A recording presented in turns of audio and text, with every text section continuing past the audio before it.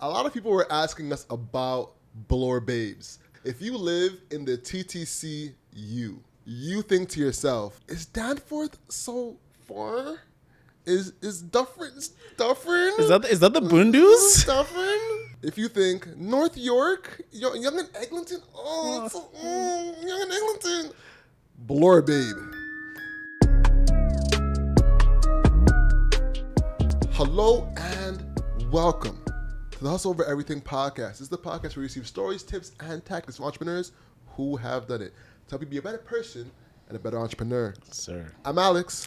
And I'm Owen Osinde. And today we have a wild card episode. Yeah. That is where we talk about trending topics, what's going on with our lives, and just talk and chop it up. Mm-hmm. My guy Owen, what's good with you, bro? I'm doing good, man. But you know what I want to know is how are you doing, bro? I'm in a good vibe. I'm in a good space. I was a little bit sick yesterday. You're a little sick? Yeah. I had some cold. I was sneezing, sniffling, all that stuff. Coughing. But you're here though. Yes. You're here for game time. Test. You know what I'm saying? Make sure I was got the straight. Negative. Hell yeah. Yeah, man. That's my birthday week. Birthday week, good bro. about it. That's what I actually want to talk to you about. How you feeling about that? I'm feeling good. You know what? Honestly, bro, I won't even lie to you. I went to therapy on the day before, the 31st. Mm-hmm. And, bro, I don't know what it was, but I was, hella depressed, bro. I was in my feelings. I don't know why. Like, how many days before your birthday were you starting to feel this, level of depression?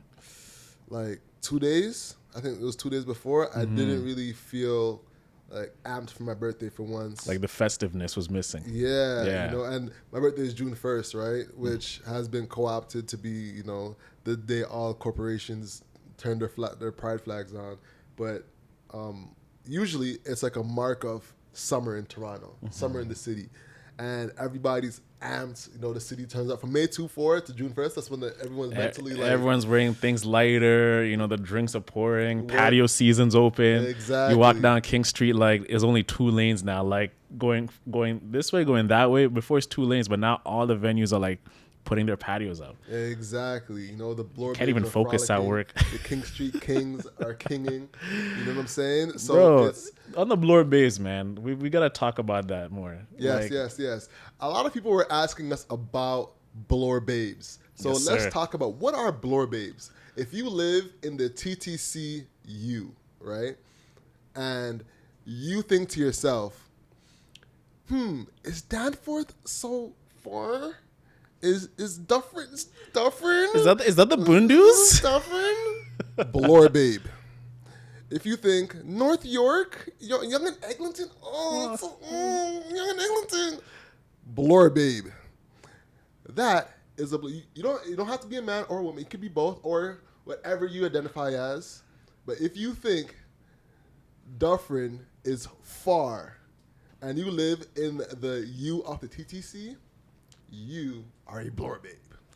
What's the next one? The Pusateri Princess, Dorks. The Pusateri Princess. That is people who only shop at the Pusateris of the world. Mm-hmm. You know what I'm saying? That only is this vegan? Is this come in oat milk? Is this fat free? You know what I'm saying? One of them Pusateri ones. Princess. Only eating at specific spots. You know what I'm talking about. You know the Pusateri Princess when you see one. So, yeah, that's it in short. You know what I'm saying? Yeah, that clip has gone viral. That Bloor Babe. That Bloor Babe. I think it really resonated with people because conceptually, you can actually know what a Bloor Babe is. Exactly. You hear it and know. You hear it, you just feel the essence of it. It's someone who doesn't want to leave their parameters of where they're at to really go do something that it might be just a 15-minute block or a 15-minute drive. It's just I want access and I want it now and I want it here. And I'm not being inconvenienced to go and do something else in some next ends, bro. Mm-hmm. So that's me essentially, bro. I got Loblaws outside. You think I'm going to Walmart to go find cheaper meat? Nope. I'm paying a premium because I am staying here and I'm bringing my meat from downstairs and eating it. Exactly. That's Bloor Babe action right there. Bloor Babe action. It's BBA. Queen Street West? I know Queen Street West is in Bloor Babe territory. No. Queen Street West it'll be Etobicoke? That's hipster territory. Brampton? Brampton too? Hell no. People claiming they live in Tioba, they live in Brampton. It's by proximity. Because if you go to like Alabama and they're gonna like, where you from? You gotta say Toronto. You can't say Brampton when you're in Alabama. But if you're in like Oshawa and talking to somebody in Toronto, yeah, I live in Oshawa. I don't live in Toronto. Yeah, you can't claim those ends like to international people. Exactly. Yeah. Exactly. But yo, you know what has happened on my birthday though? What's up? Amber Heard, bro. June 1st, I'm at dinner, celebrating my birthday, and I got news that Amber Heard has Lost, bro. 15 mil, right? Mm-hmm. Yo, what do you think about that? So, like, to give some more context in this, Johnny Depp and Amber Heard got married about, like, I'd say 5 years ago. Mm-hmm. And, May 16th, she files for divorce, and 4 days after says that Depp allegedly abused her in the relationship while under the influence of drugs and alcohol.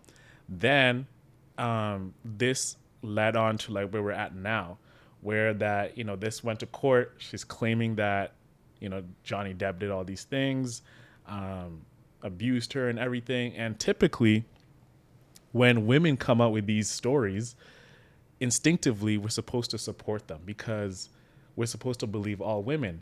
But factually, what happened after they actually went through the due diligence over these past 4 weeks or so, they actually found evidence that Amber Heard was the one who's actually abusing Johnny Depp, right? Which was like very unprecedented because when cases like these come out, it's the first time ever that a man was actually garnering so much support within like the public atmosphere of Twitter, Instagram, the media, and everything. A lot of people were on Johnny Depp's side, which was like very like huge to see, because who supports a man in like an abusive case, like when a woman says like, yo, I did not abuse this thing. So now where we're at right now is essentially Amber Heard lost this case.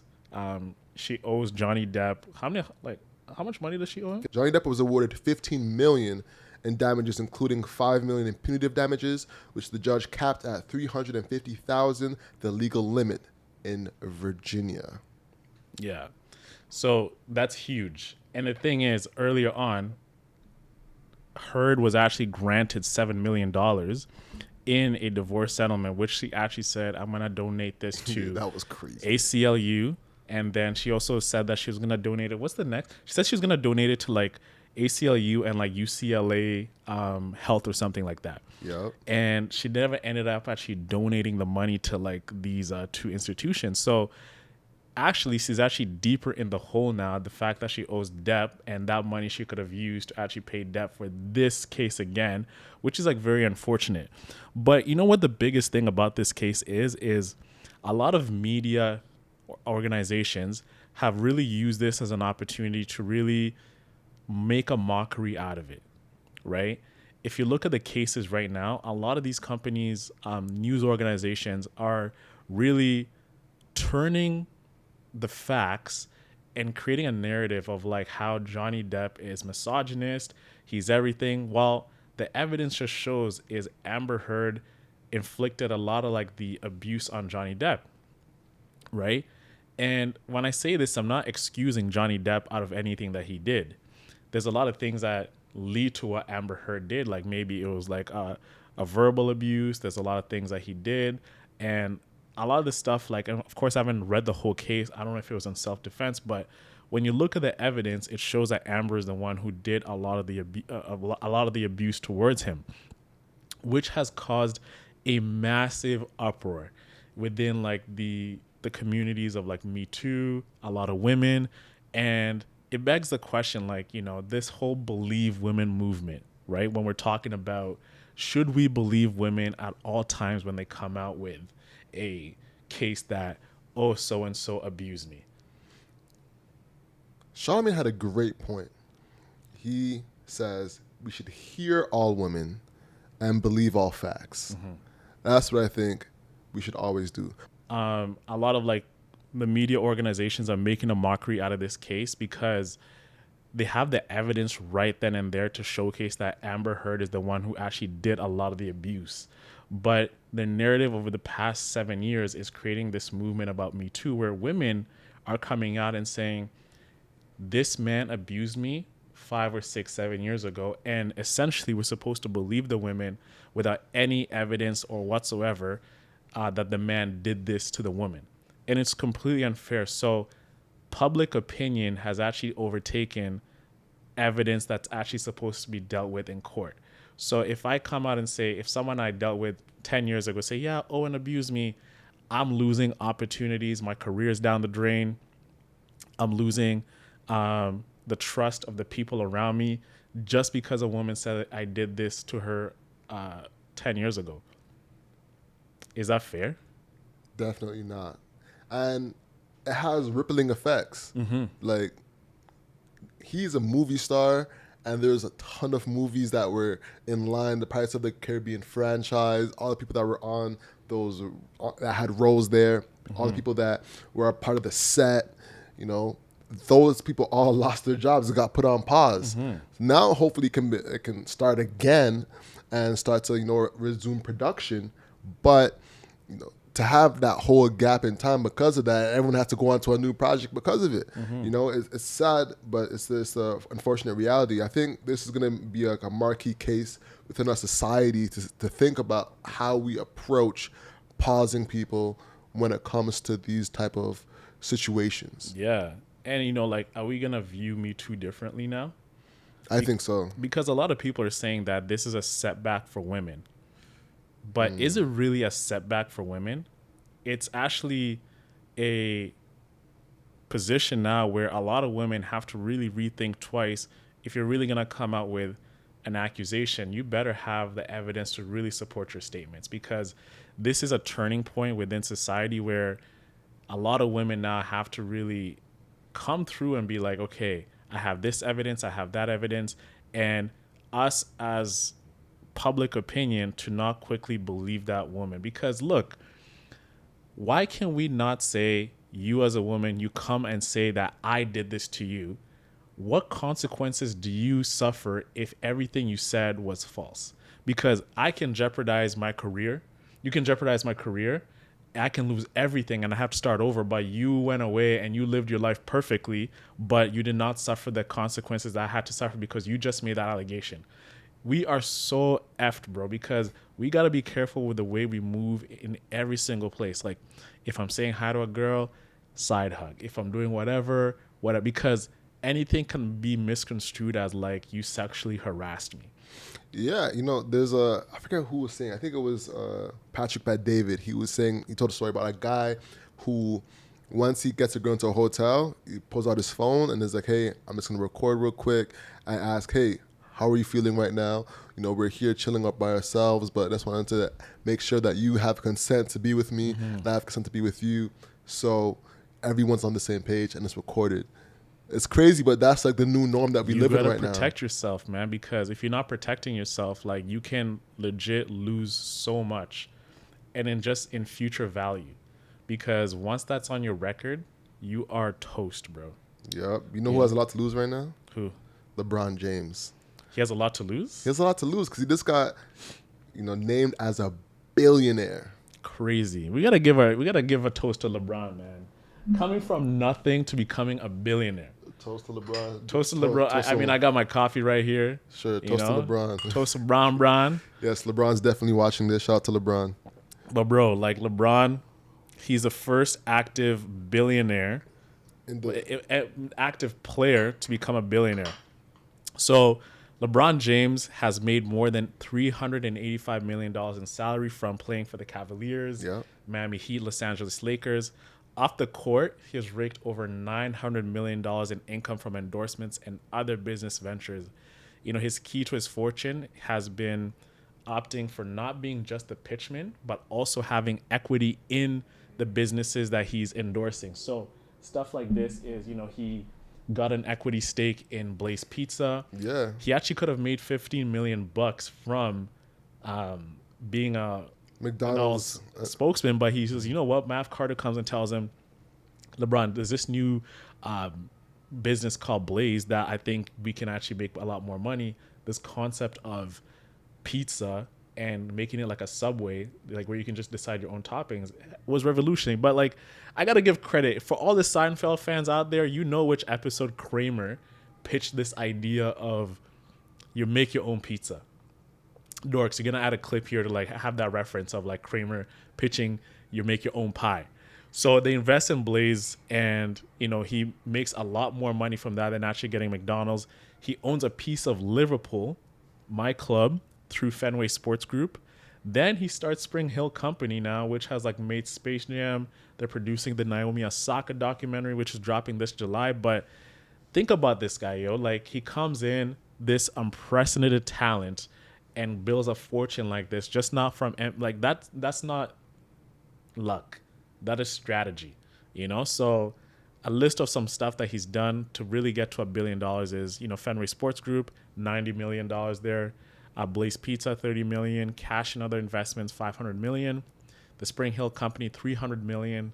And real estate, about $80 million, which comes up to close to $1 billion. Nuts. Crazy. So how much real estate he has? Like, no one talks about his real estate either. $80 million in real estate is just like a little slept on thing. I wonder how. I actually watched a video about his real estate. Really? Talk to us about it. Yeah, I think he actually got like one big mansion back in where he was born. In Cleveland? Yeah, in Cleveland. And then he just recently bought like 2 big mansions in Los Angeles area.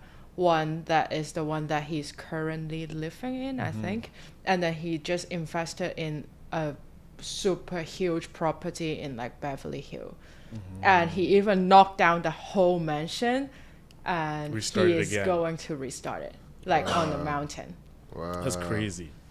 You know what I'm saying? Like, this is the only active NBA player. Like, my question to you is, LeBron becoming a billionaire an anomaly, or can other athletes do it today? Is it possible for other athletes to do it today? Most definitely, especially now that the laws have changed for NCAA. There's going to be a lot of people who are going to be able to build brand from a younger age. So by the time they get to LeBron's age, they're going to be monsters. Yeah. So I think the runway is going to be a lot shorter now, because a lot of people have the opportunity, especially with social media being so prominent now, and like how open platforms like TikTok are. There's going to be a lot more opportunity for people who are dominating to get those brand deals and brand recognition from an earlier standpoint.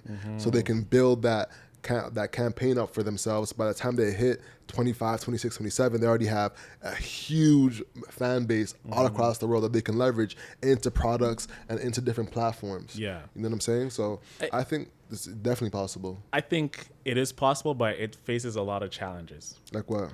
A lot of players, you have a very short lifespan as an NBA player or a pro player.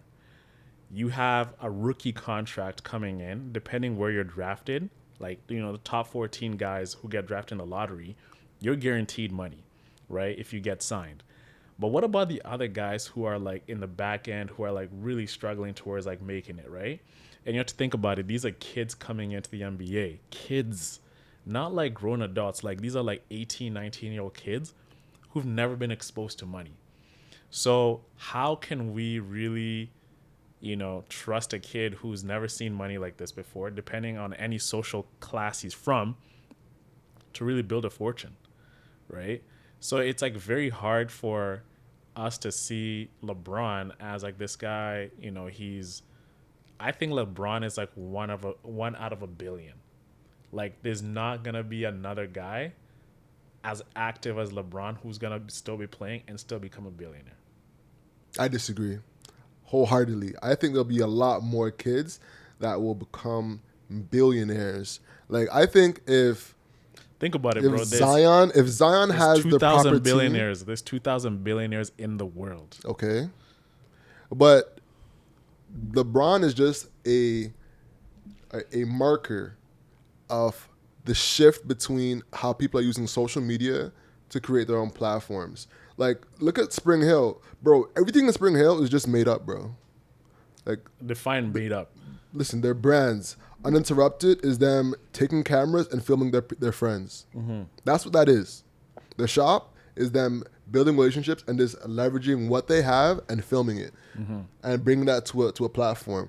Any athlete, not any athlete, I'm not going to say that, but once they build the infrastructure around their fame, they can do a similar thing. So I think multiple athletes would be able to do this, bro. Like, but think about it. Like, what makes an athlete a true, like, iconic athlete? LeBron, the name LeBron is a brand in itself. So if we're saying any kid can become a billionaire, like, that is... no, I'm not saying any kid could be a billionaire. I'm saying there'll be more opportunities for... There's more opportunities for people to leverage what we already have to build on top of that. So it's easier to build a production company now more than ever. Mm-hmm. So Steve Nash, for example, could start a Spring Hill company because he has the name behind him and a ton of relationships that people could leverage to sit down with Steve Nash? You want to sit down with? Hell yes. You know what I'm saying? And leverage that to start production companies, and he has money to invest in real estate. So there'll be other avenues that people who build a name for themselves in the NBA can use. Yeah, it's just, like, difficult to really think about it like that because LeBron transcends basketball. We're talking about... I'm not denying the fact that you can make money, like, being an athlete. You may touch, like, 200-300 mil. But to touch $1 billion, you have to be a transcendent talent. A transcendent talent that plays for a long time, right? Look at Kobe Bryant. The late great Kobe Bryant, I believe, was on his way towards a fortune in his, like, 50s with the investments he made with Kobe Inc. with Kobe would have definitely been a billionaire. Definitely been a billionaire, right? With his drink, what's it called? Body Armor. The drink he had a sports drink that did really well when it got sold. So he was on his way to become a billionaire. But what I'm trying to showcase is that LeBron comes in as this generational talent. Like, these kind of players come every 30 years. Like, think about Jordan. You think about Kevin Durant. You think about Steph Curry. Guys who transcend the game and become a household name. The kids who are here now, they really have to utilize technology in a way that's never been done before to really offset the level of talent that they have. LeBron, he was lucky to be gifted as an athlete. 6'9", 240, can dunk, everything. Multiple all-star. He's barely gets injured. Huh? Barely injured. Barely injured. He's like immortal. You know what I'm saying? Like, what can this guy not do? So I think LeBron was very fortunate to have athletic prowess that no one, since he's come to the league, has able to use their athletic ability to dominate the game like LeBron. So I'm saying, like, if you don't have LeBron's ability, you stand no chance to, like, standing out in the league to really get that contract that's going to give you, like, $150 million over 5 years for multiple years to really leverage that money towards getting $1 billion. So I'm saying the kids who are coming now, if you're, like, an upcoming athlete and you're going to go pro, save that money and, like, invest in, like, tech startups. I think that is, like, the best way to really get yourself to $1 billion, because LeBron walked himself into $1 billion. Think about it. His Nike shoes have outsold so many brands out there of Nike athletes. Nike gives him $1 billion, a lifetime deal. Which athlete is getting that? I'm not saying it's good. All right, so let me be very clear with what I'm saying. So I'm saying there will be other LeBrons to reach $1 billion in their time in the league. Yeah. Do I think it's going to be everyday occurrence? Definitely not. Will there be a Zion that doesn't get injured or fat that can reach that point? One maybe every 5-10 years? Definitely. Maybe. Definitely. I think there will be that one person that the NBA markets as that guy and chooses to be that guy. Face of the league. The face of the league. And he'll get that leverage that he can, put into other things. Most definitely. That's what I'm saying. Yeah. And I 100% agree with you when it comes to investing in tech startups. Like, look at how Andre Iguodala is making money right now. Steph Curry's investing. So I definitely think even Luol Deng. A lot of people don't know Luol Deng was like a journeyman in the NBA. He's actually amassed a huge real estate portfolio. Like the money that the Lakers were owing him, he took all his salary and he's like building buildings like all over the States, even back in Africa. He's built so much wealth. And even like you can look at an inspirational story like Ulysses Bridgman. I wrote this about back in the days of The Underrated. You know, he took his money and he bought franchise after franchise after franchise. He bought so many Wendy's franchises that Coca-Cola bought him out. Yep. You know, and he's close to $1 billion. So that's just a journeyman who prioritized his playing time in the NBA and used that as like a way, you know what, in the off season, I'm learning about the franchising business. And he owned the most franchises in the States. This is a guy who played in the NBA, like not like Most Wendy's, right? most Wendy's. Yeah. And they bought him out they bought him out. So he built a fortune, man. So like there's a lot of avenues here, but we got to start focusing on like the educational part about building wealth, getting these people like a financial advisor who they can trust. Trust is a major thing because these guys can finesse you. Get themselves a Michael Hairston. Shout out to Michael Hairston. Shout out to Michael Hairston, man. Most definitely. But, you know, one more thing I want to ask you, like, you know, we classify billionaires based on like the Forbes list. Can we trust Forbes as a true source to showcase who's a billionaire? What else would we trust? I'm not saying we shouldn't trust them, but are their numbers really factual? I mean, probably not. But what else can we trust? What else do we got? What else do we got? You're like what are you gonna do? Stalk their Instagram? And be like, you know what? From looking at his Instagram. What I'm saying is just like, yo, like we're so quick to believe Forbes about everyone like becoming a billion that like I was reading the article and they're saying, yo, LeBron like is a billionaire. And it's like, yeah, he has about like $80 million. Like, you know, a lot of the facts that we're saying is just like he has about this much in real estate. He has about this, and whatever. I'm like, if you're claiming someone's a billionaire, give me direct, like. Well, you want to see financial statements? I want to see financials. Like, I want to see financial breakdowns. What? I want to see financial breakdowns, bro. Fam. Because yo, the way the article, no, bro, the way the article was written, it was like written in a sense of like they were reaching just like, yeah, we can estimate about he owns this. Oh yeah, we can estimate his stake in this is blah blah blah blah blah. Which I'm like, if you're claiming someone is a billionaire, which is like a lifetime achievement, and you're presenting it to the public, come through with hardcore numbers of like how you calculated this thing. Because if you're a business magazine, I want to see a breakdown of LeBron's portfolio and accuracy to the decimal, bruv. That's what I'm saying. Talking to me. To the decimal. You get me, bro? So, and these billionaires, bruh, they have money in else. Like, look at Pablo Escobar. Okay. They say he's a billionaire, but they say he had way more money than what they claim Forbes to have. Hold on. Let's not put a drug dealer in that that lane. I'm just trying to showcase like how I get what report. I get what you're saying, but think about it like you know, as podcasters, as media company owners, and trying to build those relationships with entrepreneurs. Imagine just trying to reach out and be like, "Yo, you mind sending us your financials because you're going to make a report on you saying you're a billionaire?" Can you be like, "Yes, I'm a billionaire." Hell no, you're not seeing my financials. That's how that conversation goes. Ain't nobody going to be like, yeah, you want to see my financials for the last 4 years? Hell no. They ain't giving that to you, bro. So unless they'll give you maybe like a top level. There ain't nothing like in depth they're going to give you. Definitely not. I know that. Would you be giving out your financial statements? If Forbes comes to me and says, listen, we want to make sure, we think that you have a billionaire status, but before we report it, we want to make sure that everything that we're publishing is true. And I don't want Forbes to be saying, we estimate, we believe, we think based on this. What kind of reporting is that? Fam, are you giving them your financial statements? Yes, I am. Of my assets that I own, absolutely. Dorks, you giving your financials? Not a chance. Okay.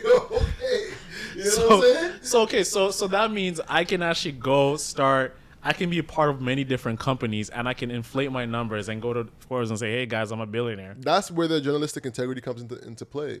You know, we're trusting that Forbes has proper reporting and is doing what needs to be done. That's what they've worked over the years for us to believe.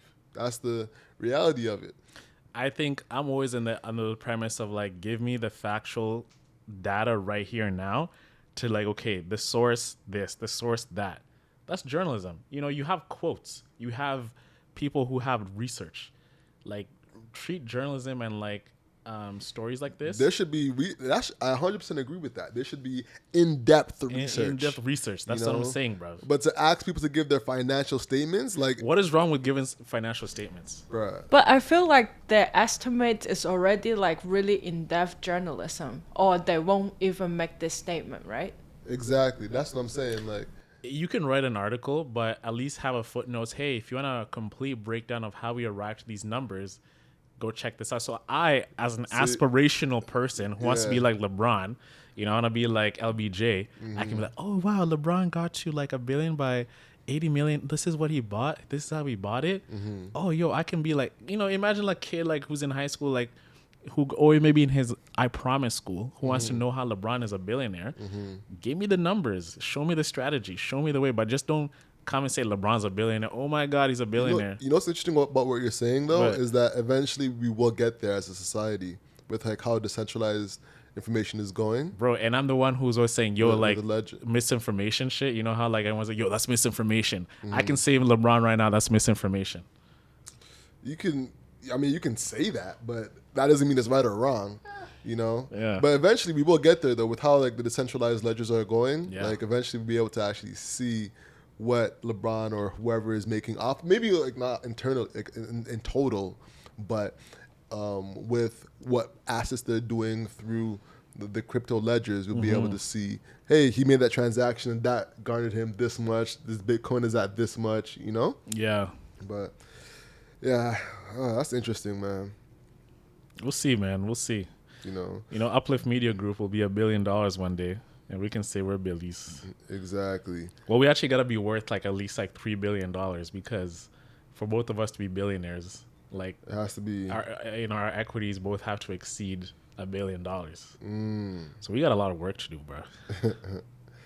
So now let's talk about companies switching their logos. Man, this is the biggest, like, when I see stuff like this, and Elon Musk actually had a funny tweet the other day. Yeah. He showcased like this storm coming down of people like, hey, June 1st is coming, and you see all these like logos coming through with like Google, Facebook, Twitter, talking about like how their logos have changed to Pride. So what do we know? So June 1st marks the first day of Pride Month. Many companies worldwide tend to put rainbows next to their official logos as a support for the LGBT community. So this is a tradition now. And without the internet, it's hard to imagine, will companies even do this if we did not exist in a social media era where, if Twitter, if LinkedIn don't exist, are people really putting logos? So recently, Elon Musk mocked this. And Elon Musk these days is savage. He doesn't care. He's going to call out like hypocrisy. Even though he's buying Twitter, he still makes fun of Twitter for saying, yo, you guys are actually just being fake here by like changing your color logo. And do you really believe in this? So one thing that stood out was companies such as Mercedes, Volkswagen, they changed the color of their logo in North America, their North American divisions. But if you check out the Middle East, they still have like the logo like the same color. So like which makes me wonder, has it become a thing to do this because of social pressure? Hold on, which company? Volkswagen, BMW. Oh yeah, they switched the logos to the Pride Month logo. Pride Month logo, so like it's cheesy at this point. It's cheesy. What's happening too is that people are trying to commodify Juneteenth. Are you seeing that? I'm seeing that, but I don't have a lot of knowledge on it. Like, can you share more about what are they trying to do? So Walmart actually had to recall a whole bunch of items because they were making Juneteenth ice cream, Juneteenth paper plates, saying it had a phrase on it called "It's the freedom for me." What the hell?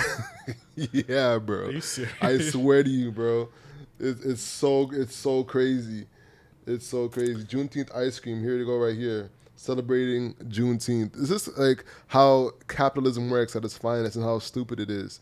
You know, it's Man. hilarious. And the thing is like, you know, a lot of these companies, it's hard to know if they genuinely believe what they're posting. They definitely don't. Because it's if you look at it, you have a lot of employees who are working for these companies, but some of them are, you know, they fit in the category of LGBTQ, and if they don't do that, you're ignoring a portion of your like workforce who is gay, who feel unheard.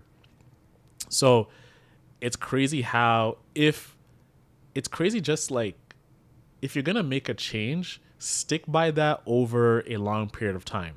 But just don't do it over like a month period and then say, yo, like we're done, we're gonna go back to our logo the way it is. You know what I mean? Like I don't think you should just change the face of your company just to appease a certain group of people.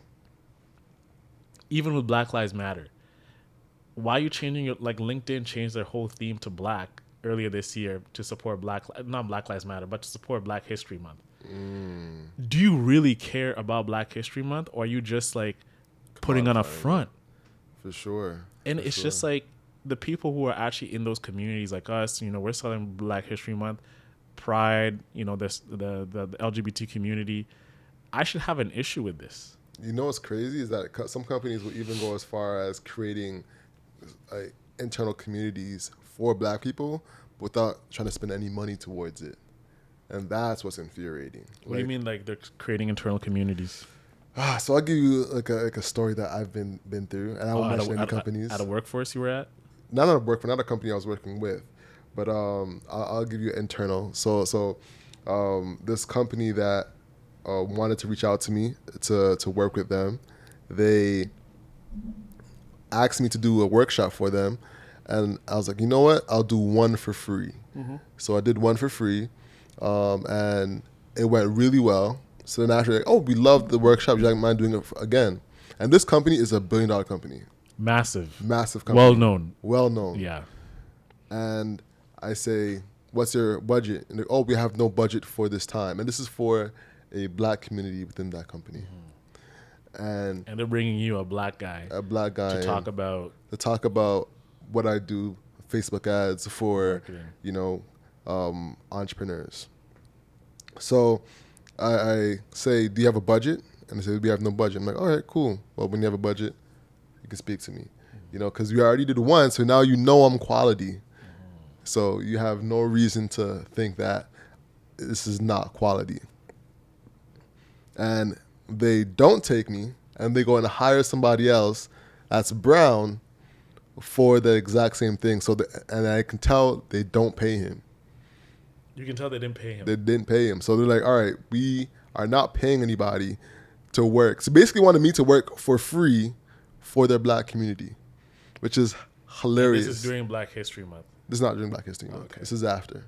But it's just hilarious to see that, like, it's literally free work that they want. They literally want slave labor. And they're legit creating a community to uplift that community. To uplift Black people. To uplift Black people. They've created a community for this, and they're bringing in you part of the community, but they don't want to uplift you by actually paying you for your services. Exactly. This is what I'm talking about. Like, we are living in an era where companies are just protecting themselves from public outrage. Right? Mm-hmm. Like, are we really forcing companies to change the fundamental principles of what they believe in as a company just to appease people? You know what I'm saying? We are allowing companies just to, like, on the whim to say, yeah, we support this cause. Yeah, we support this. Now, bruv, you had companies who had the Ukraine flag just a day ago, and now it's Pride. Like, we're living in this time where I support the current thing. Mm-hmm. Oh yeah, we support this current thing. Now it's Pride. That's what we're supporting. Like, where do you have enough room to support everything? That's the challenge. Is that companies want to showcase that, you know, they believe in something. You can't show solidarity for everything. Sometimes it's just best to keep your mouth shut. Interesting. But then where do you draw the line, right? Where do you feel like, all right, we side with this, but we don't side with that? You know, that's where I think companies have a tough time. I think companies should be left alone to, like, just, yo, we're just going to stay neutral on this. Because think about it, there's power in just staying silent. If you stay silent, no one is actually going to come say, hey, you do not support Ukraine. Hey, you do not support gay or whatever. Because once you commit to the cause, every single year, you have to actually come through and actually do that again and again and again. Yeah. Right? And then you have like maybe like the C-suite, like these people at the top, they don't really truly believe in it, but they feel the pressure to do it and invest money to support these causes. Mm-hmm. So now you have money spent, you have companies spending money for things they don't really believe in just to appease people who might not even be the customers, right? For example, I can say I support, let's say I'm very neutral towards like BMW, but you can have someone who is very left-leaning, who is like, okay, I'm going to support the LGBTQ stuff. They can even be right wing. It doesn't matter. But let's say they have an affinity towards supporting that cause. They see BMW. They do not buy a BMW. They do not drive a BMW, but they can see BMW did not do anything for Pride Month or supporting Ukraine. But then they can start tweeting and creating a Twitter thread that says BMW does not support LGBTQ. BMW does not support Black History Month. BMW does not do this, whatever. And now BMW's not, they have their hands forced towards creating a campaign that showcases the support this thing. Gotcha. They could get strong-armed into it. They get strong-armed into it. Gotcha. So now they're spending like $5-10 million in branding and creating campaigns and whatever just to appease people who will never buy their car. It's the world we live in, you know. And honestly, what it is too is content jacking low key. The same way we are talking about trending topics now, it's marketing dollars low key. They're just like, all right, well, it's Pride Month this month, so why don't we have things to align with for Pride Month? You know what I'm saying? Honestly, I think that's kind of what it is more so.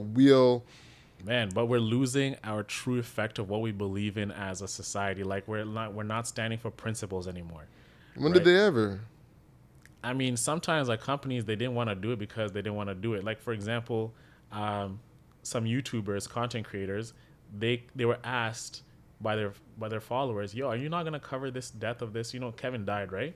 Abba and Preach, they were asked by their fans, like, yo, are you not gonna cover like the Kevin Samuels thing?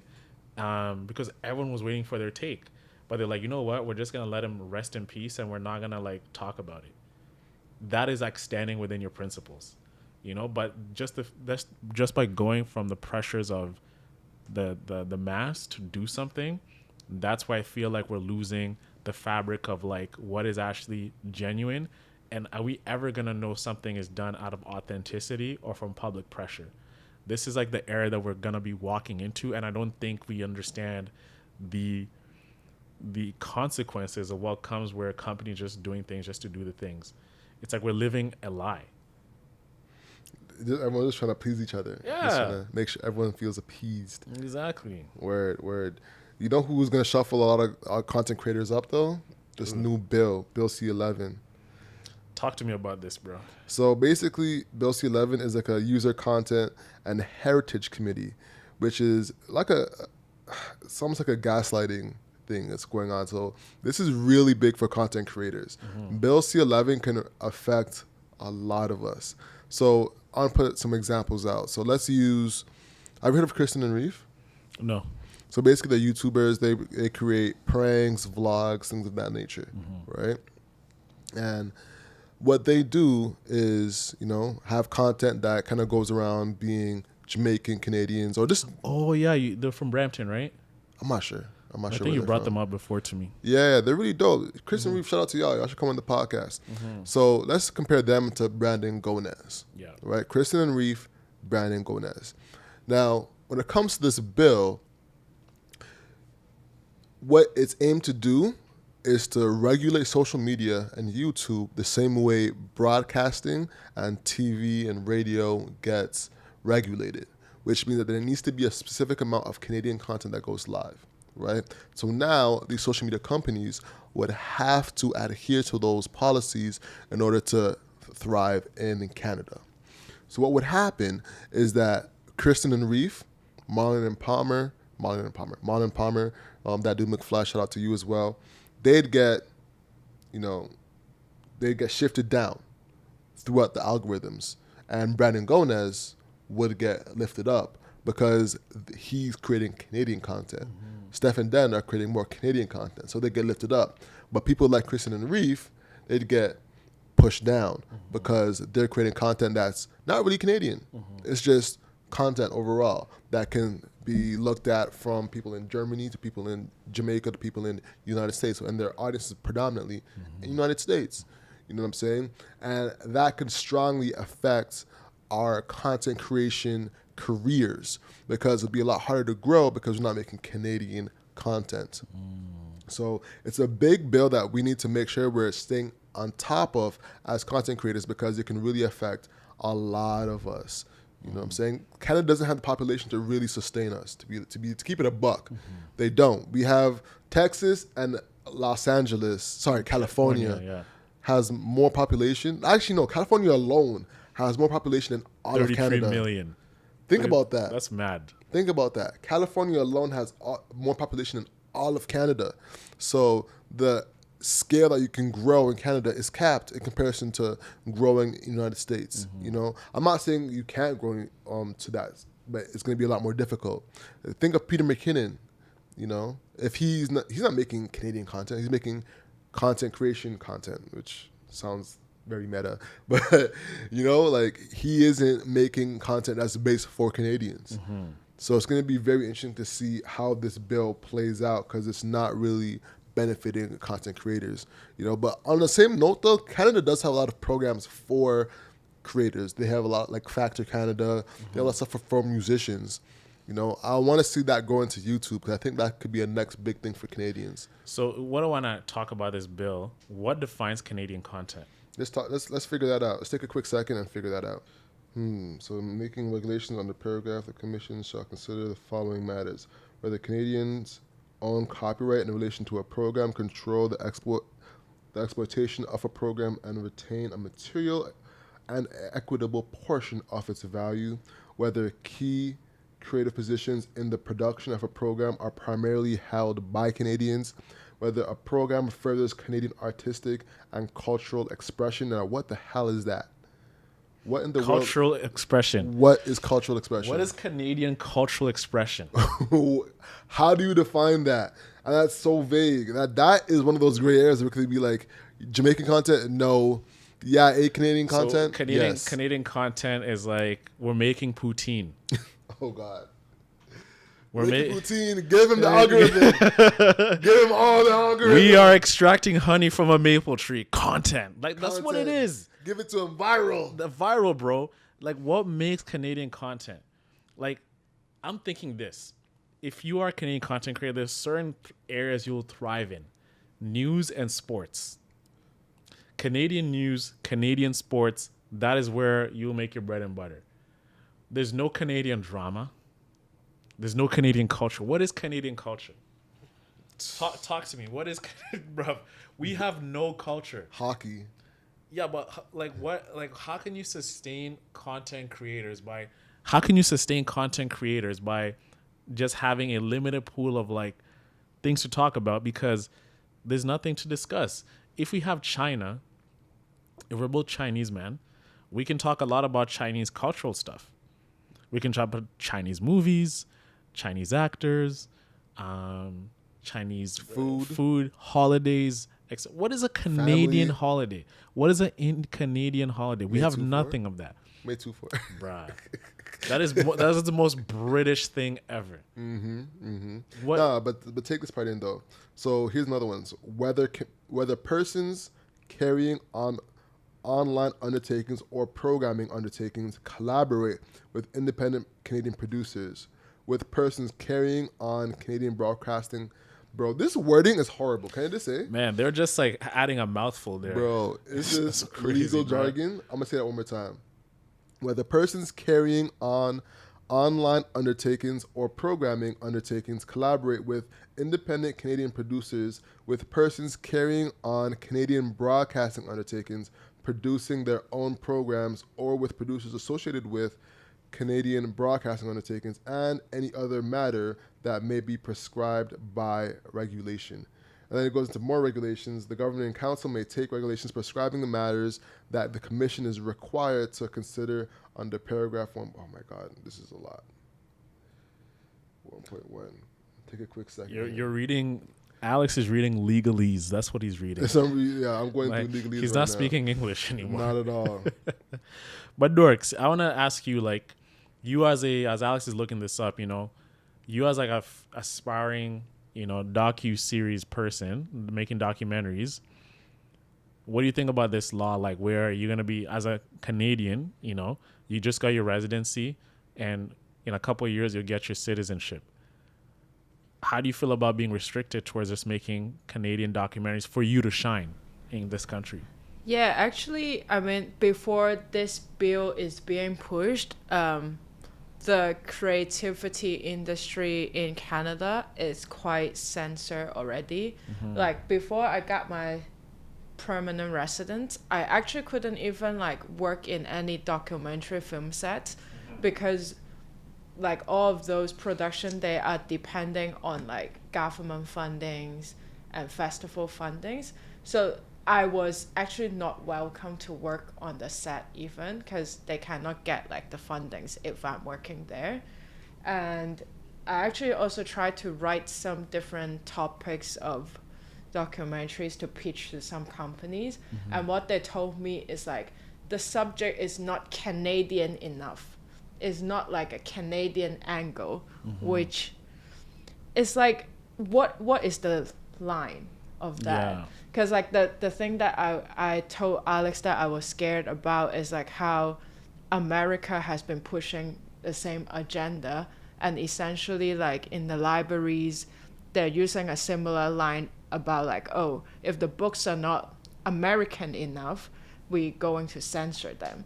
And the research showed that like the content that they're removing from the library are all about racism, about gender equality, about some ideas that are more new for us to be pushing. Yeah. But then they're just pushing back these new ideas basically.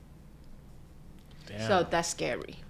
So they're really trying to take out it's like cultural cleansing in a way, right? Where I know you guys are immigrants and everything, but we got to think Canadian and be Canadian. And at a point, I do respect it because look at how Americans are. Americans are very patriotic in like an American way. Like, what is being America? You think about that. When I say the words America, what comes to you? I think of a white woman over 55 years old that smokes cigarettes and has a really big belly. Bruv. That's culture. Like culture, like American culture is a house, a white picket fence, a dog, the dad driving home from like a job, like at the plants, cracking a brewski, mowing the lawn, saying hi to your neighbor, or maybe the neighbor is outside and you see him taking care of the grass. You come and say, "Oh, hey Joe, I see you're taking care of your grass out there. Oh, his lawn's looking pretty good." Like that is Canadian. That is American culture. That was beautiful, by the way. That was great. Yo, you're throwing some buds in there, and you're solid. Oh, you know, like bro, like, and there's you seen doing that? Oh, okay, you know, I've been trying to do something. Oh, how about them leaves, huh? Like that's how they talk. That bro, that's Canadian culture, but like that is such an old timey way of looking at it. What about people like us, the new guys who came here from different backgrounds and different cultures? How do we fit Canadian? We make Canada. That's a fact. So I found the regulations right here, and some more legalese. So maybe you could take a second to try and dissect what they're actually trying to say. The commission may regulate.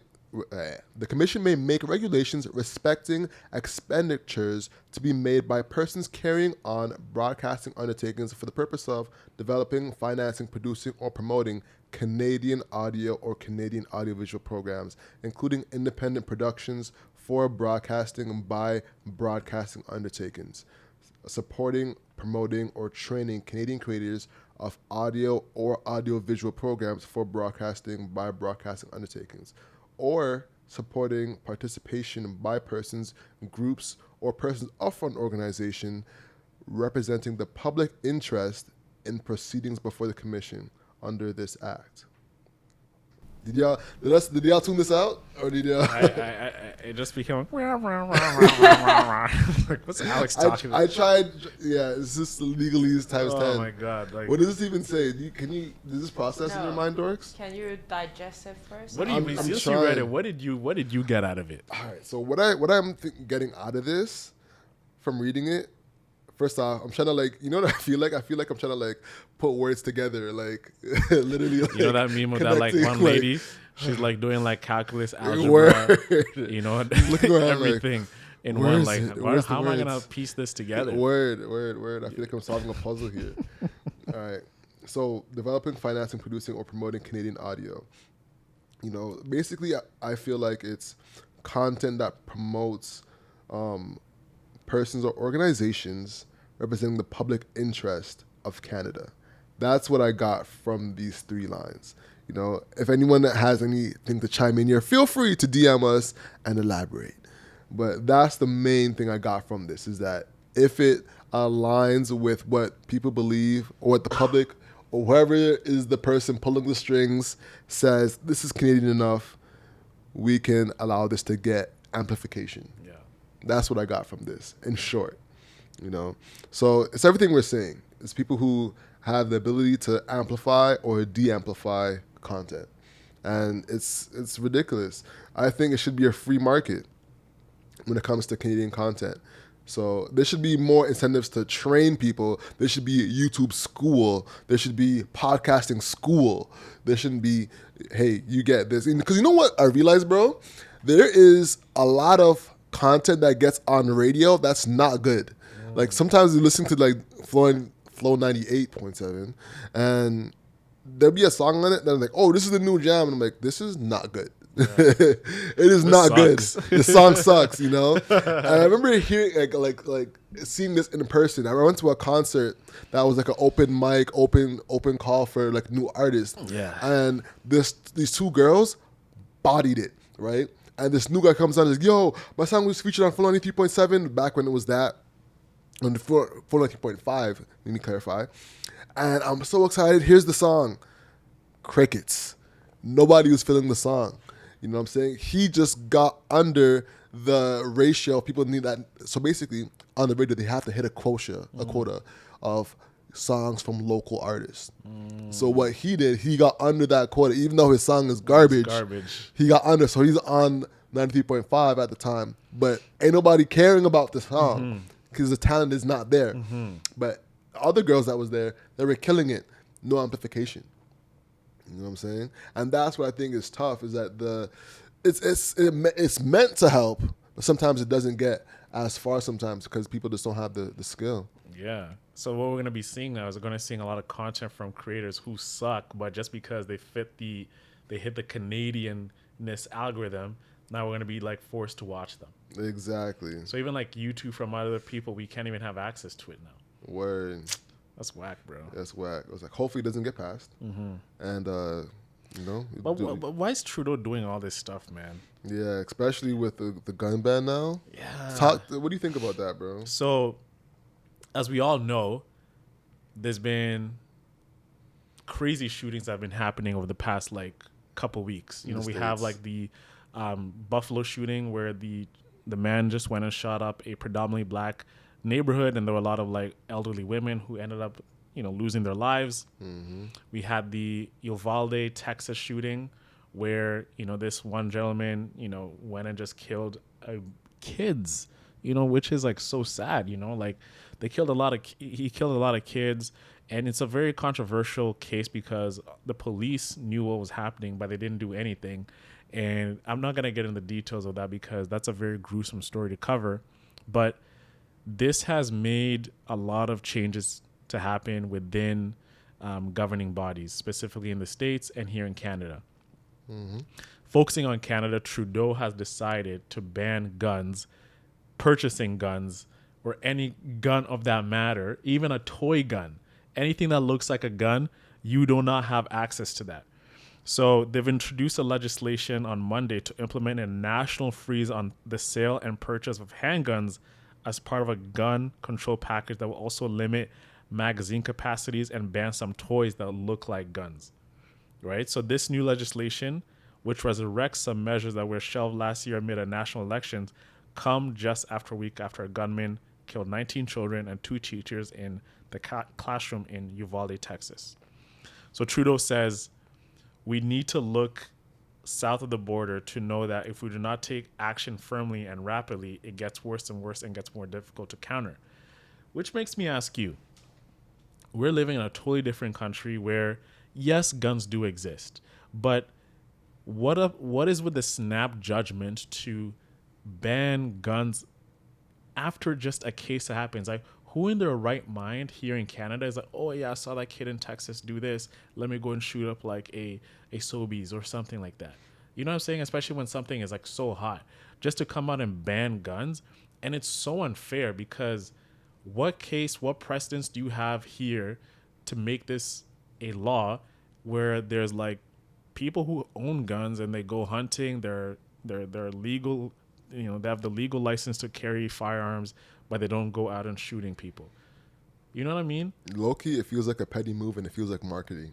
For what? Like, you know, when, let's say, all right, if Walmart has 5-day shipping, Amazon comes out and is like, oh, you see that there's 5-day shipping? But yet with Prime, you have 1-day shipping.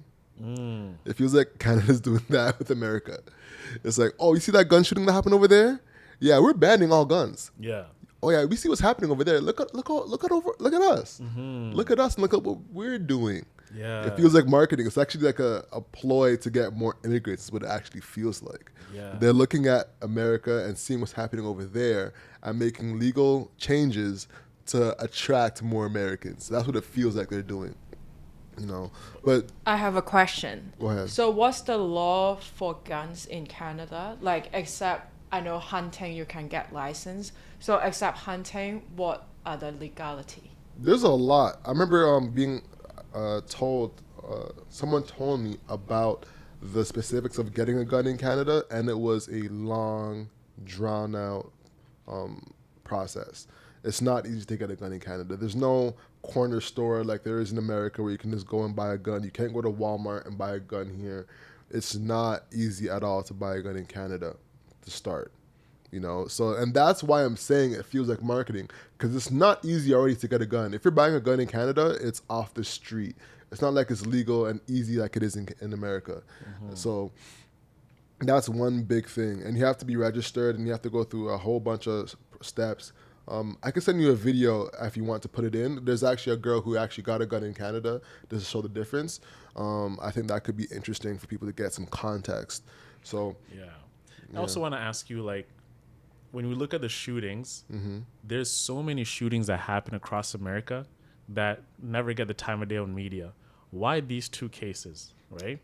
Is it that we only just vilify white shooters when there's like a lot of like shootings that happen in Chicago like every single day that don't get the time of day on the news?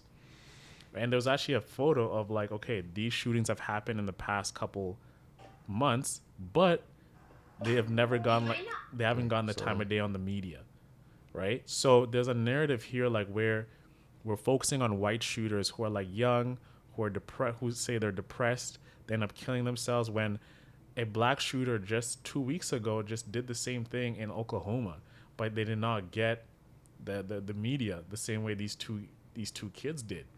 Well, one is you were saying you're comparing the mass shooting to a shooting in Chicago. One could be a mass shooting. These are still mass shootings. I'm saying if you look at what the media does, the reason why this story broke out the way it broke up is look at who got shot. It's like young kids, right? Nothing to take away these things. They're white kids who are not black, but like they come from like they're either white, Latino, or whatever, which if the media plays that, it's going to hit on the heartstrings of a lot of families because that could be my daughter. That could be my son, right? But you go to like other areas where like in Chicago, which is like, it's... Why do you always go to Chicago? It's always Chicago when it comes to gun violence. But bro, it's the place for gun violence. There's a lot. There's way more places. Chicago isn't number one anymore. It's there. Chicago's like crime rate is like higher when it comes to guns. So what I'm trying to say is like there's a narrative where we put white shooters as like the ultimate killers of like mass shootings, when there's other different backgrounds which also do the same thing, but they never get the time of day. So like, why is that? You know, it's just like, oh, we had this white kid who killed like a black church. We had this white kid who killed a black whatever. But there's a black guy who does it, but just because he doesn't fit in that narrative, we're not going to talk about it. Yeah, I think it's not only the shooter, it's also the victims.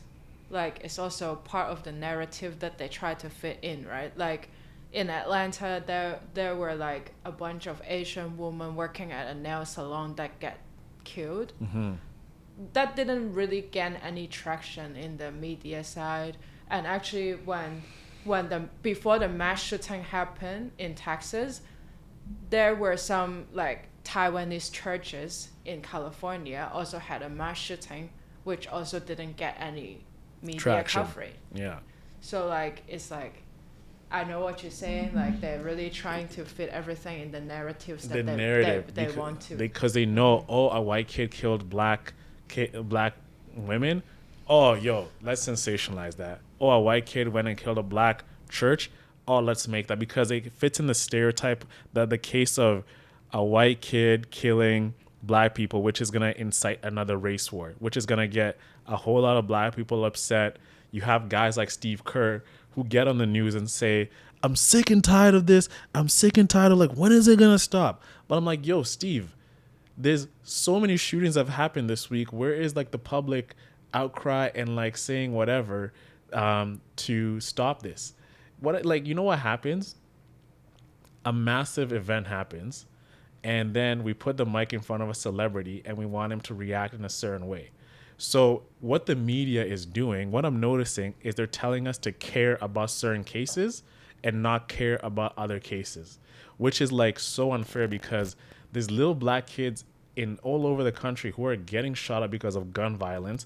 But yo, your life isn't really that, it doesn't matter, because even though it matters, it doesn't matter towards like the narrative we carry to what we're gonna advertise as a gun killing that's gonna like cause outrage all over the America and all over the world. So that's why Trudeau, he's seeing what's happening and he's just like taking like action and saying, I'm banning gun violence because of what I'm seeing in America, you know? You're banning guns, you mean? Banning guns. But that's what a lot of people just need to wake up, because even like when the Uvalde, Texas happened, I felt bad, but I actually didn't really have much of like this angry towards gun violence or whatever, like similar to like when George Floyd died. I was like, cheese, and you remember how I was acting?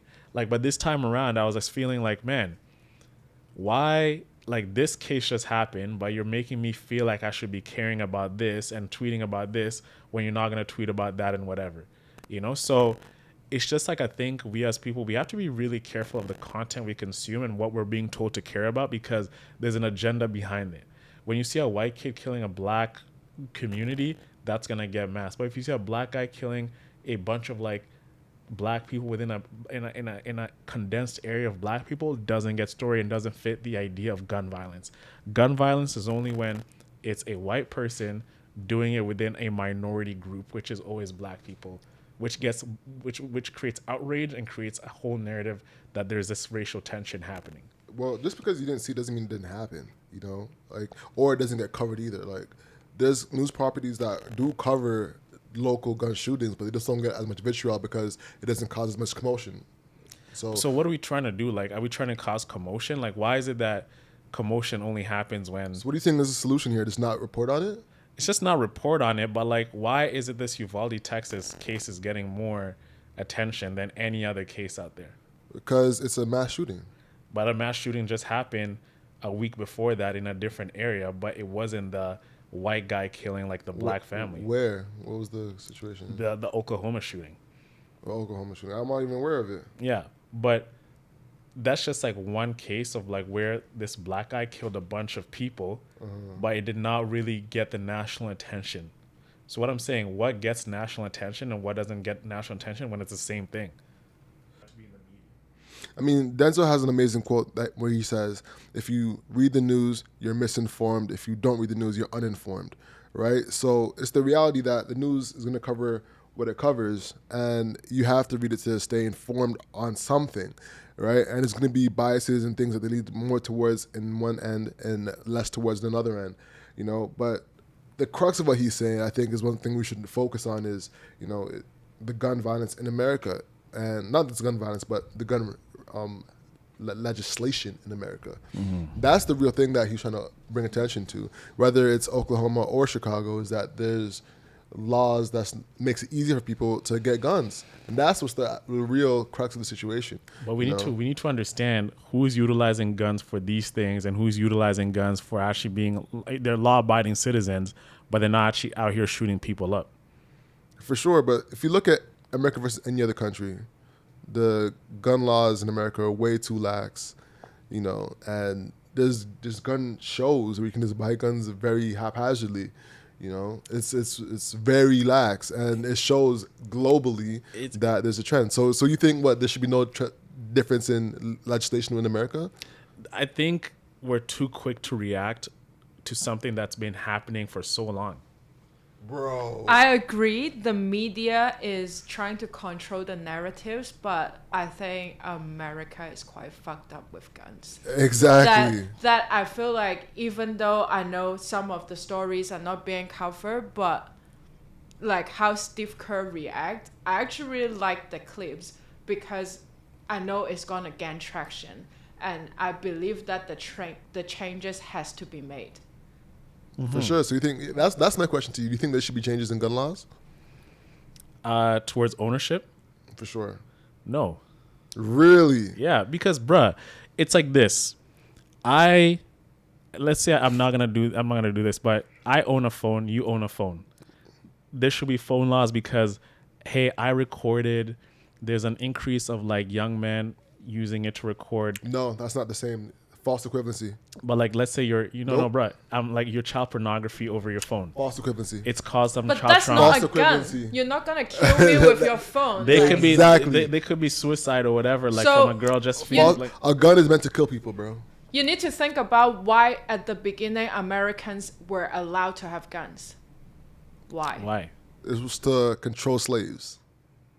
Okay, I get that, but I'm saying it's unfair for the people who own guns to like be subjugated towards being able to purchase guns when they actually use them in the right manner of like either hunting or self-defense. The same way like Trudeau can like say you're banning guns, but the people around him have guns. So if like you're like saying I don't believe in gun violence, the guys that you're protecting, you want them to use guns to protect you to shoot the person who's gonna like come at you. He's not saying he doesn't believe in gun violence or using guns to protect yourself. He's saying there needs to be a ban on guns. Okay, so ban guns to the guys who carry them around you then. Why would he do that? Why would he not do that? Because if you're saying we're noticing gun violence, the thing that you do want me, the thing that I'm stopping you from doing is a thing that I'm actually using to protect myself. So it's very contradictory. If there's no guns allowed so widely in America, do you need a gun to protect yourself? Like, did you ever feel like you need a gun to protect yourself in Canada? Do you own guns? Do I own guns? I own a replica of a gun. Do you own a gun? I don't own a gun. Okay. But Trudeau's banning that gun that I have. I says like, yo, you cannot buy something like that. And that was a gift I got. So that's what I'm saying. If you go around Parliament Hill, if you look across the buildings, you see like mandem sitting up there with guns, right? Okay. Everywhere they go, there's guns. So if the thing that you're trying to eradicate is like this legal way of gun ownership, of like self-defense. So we're arguing about two different things here. What do you We're talking two different things. One is Trudeau's gun, and then we're talking about America's guns. Sorry. So I want to stick on America's guns and the gun laws in America. But we started talking about Trudeau here, bruv. I know, but the question I asked that got my reaction was, do you think gun laws in America should be changed? Why should they be changed? Because there's mass shootings going on every year, that to the point where people are, they just don't care anymore about mass shootings.